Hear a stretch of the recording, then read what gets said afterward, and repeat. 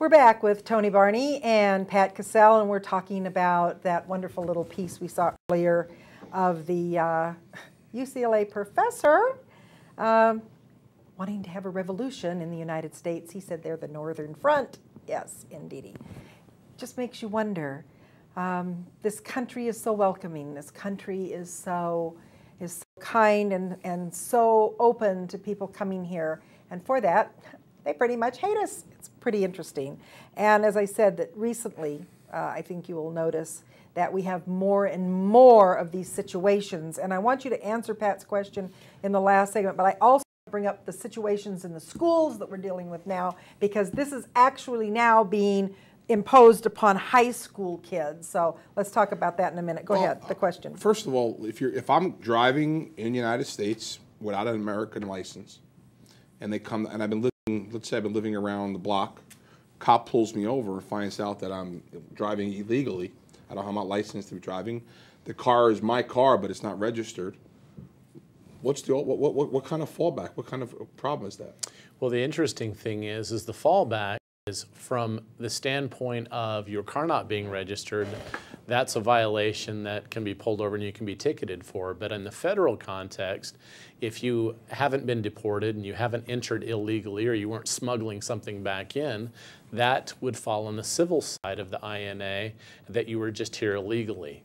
And that's part of the problem that we have with this law, is that you have a situation where if the federal government doesn't enforce the civil side of being here illegally in the first place, and or even if you are deported and the government doesn't enforce the criminal side when you come back in illegally, smuggling or bringing something in or entering illegally for any other reason, you see the problem that begins to develop. The states finally say, hey, we got to put a stop to this. We're going to actually start enforcing the criminal side, which we are allowed to and which we're not preempted from under the federal law.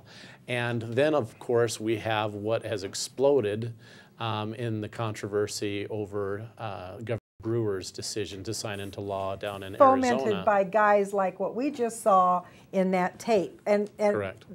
Pat, I want to just ask this one question. Well, both of you. Today, they had this news story of a school in Illinois, and there's a girls basketball team that played all year to qualify to go to the championship. They won. They can go to the championship. It's been being played in Arizona. And one of the school administrators decided that they couldn't go because they're going to protest. Where the heck some administrator in a school make a decision on behalf of all those kids and their parents as to where those kids, whether they can go to a playoff or not? He's a schmuck. Well, no, it's a she, and she's a schmuck. She's beyond a schmuck. She's a progressive liberal loon. You know, but there's quite a lot of latitude in an administrator's ability to say whether their team is going to play or not. And that's the problem that you run into. How do you have a political thing? But that's a political view, and I'll tell you right now. That's interesting. Wrong. When you look at, and that's, I've heard a lot of stuff about Arizona. We're not going to play the All-Star games there. We're not going to do this. We're not going to. That's great, but now you're getting down to a tournament that's already been established prior to this crazy law that they're all looking at that's already on the books. Yeah. And now they want to punish. They're punishing the children. They're punishing. So you're not punishing Arizona. You're punishing your players. And as far as I'm concerned, you just shut your program down and not participate in competition, and that's another conversation. We're weakening our core values. These kids earned the right to play for a title, yes, a national title, and you're taking it away because you have a political message to send, and the message that you're sending is you're an idiot. And the message they're sending to the kids is that we're going to protest Arizona wanting to enforce the law. You're punishing the kids. They're taking a political stand that's against the law. I mean, they're actually standing up for something that's illegal. Well, and my concern is that this is really turning into a tyranny based upon, as you indicated, political views. And we're taking this to the extreme in order to quash any opportunity and free expression on the part of one individual or a group to express their views and or their support or not their support in certain circumstances, and we're using it as a weapon. It's amazing. Now, my understanding was wasn't this voted in, this bill? Yes. The governor The just state legislature. She didn't arbitrarily say, okay, we're going to do this. No, they voted it in and she signed it. And this reminds me of the the laws regarding same-sex marriages, whatever. They put them out to vote, and they lose the vote. They're not satisfied by the end result. No, they just keep Screw going. you! I'm going to do it anyway. I mean, you know what? The United States of America, and you know what? What they do in Arizona is Arizona's rules. I mean, it's a sovereign state of Arizona. They should choose the way the rules go. The way this sounds to me is you're setting yourselves up. We are as a nation because they're boycott. Massachusetts is complaining. Illinois is complaining. Minnesota. They're not on the border. They're not. They're not Arizona. What right do they have to complain and tell us in Arizona how we're going to live? But don't you understand how the whole liberal mind works? What did I open the show with?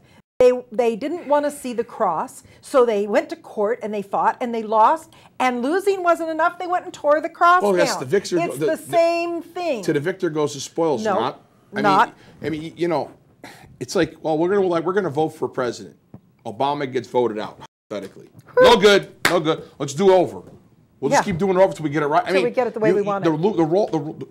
You vote on a rule or law, whatever, and it gets passed. You got to live by that rule, by that law, and it just doesn't make sense. How is it that they can do that, like in California? But Texas is thinking about doing the same thing. But understand most of these boycotts are being generated literally through the private sector. Now they're being announced at the state level, but what Arizona passed is not unconstitutional and ties in with the INA, and therefore it's going to be held constitutional by a reasonable judge.